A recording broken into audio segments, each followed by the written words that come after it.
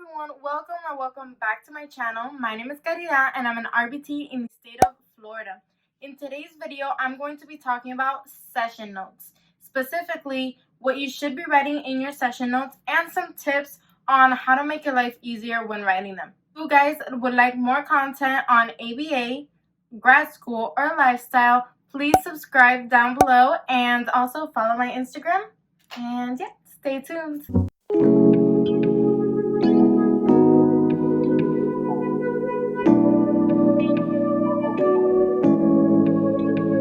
I want to give a little bit of a disclaimer.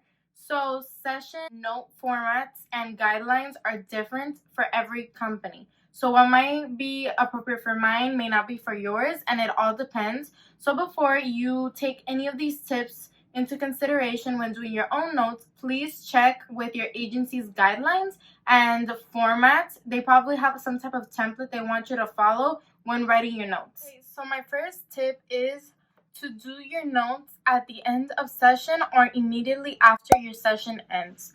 Basically, as soon as possible.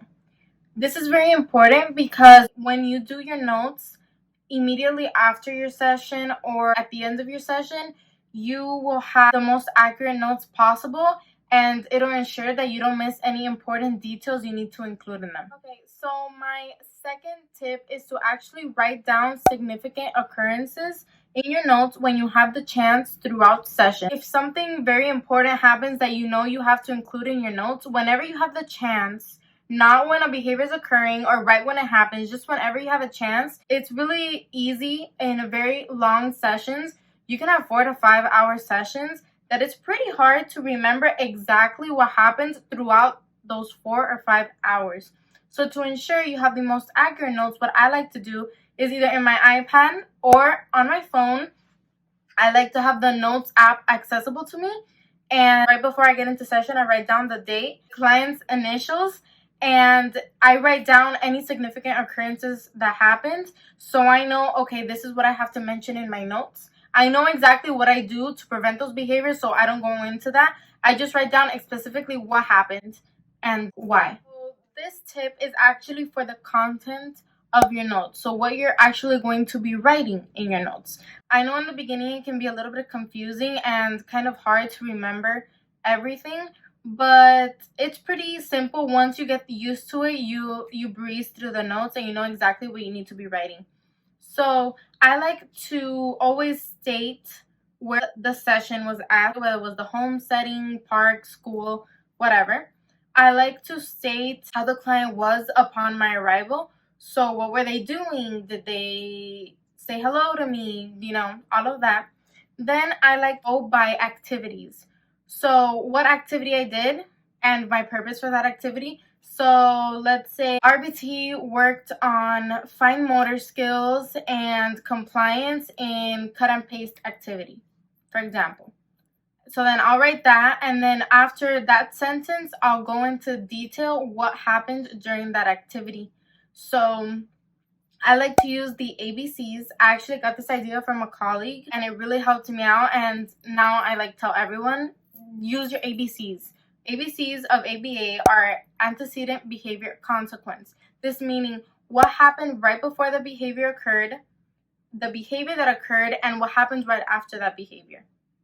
For example, let's say you can write down RBT placed demands on client to pick up toys. The behavior would be client engaged in tantrum. And I like to put in parentheses what a tantrum for that specific client looks like because it can vary from client to client. So screaming, crying, kicking. Consequence, RBT redirected behavior by, and you write down what you did to redirect that behavior. And then you can put worked this method worked well with the client, whatever. So then I'll do that after every occurrence and just observations of mine. So if your client has some type of sensory behavior, repetitive behavior, anything like that, I like to write that throughout when it occurs. So let's say you give your client a break and he or she engages in repetitive behaviors, all right, during his break, client engaged in repetitive behaviors. Hope you all enjoyed today's video. I know note-taking can seem actually a little bit intimidating at first, because when you get presented all the things you have to include in your notes, you can be like, whoa, that's a lot.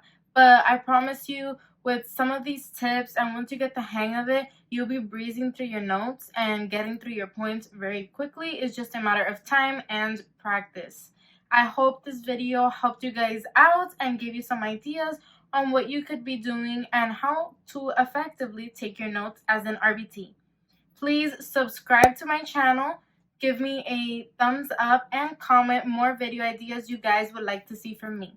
I hope to see you guys next time. Bye.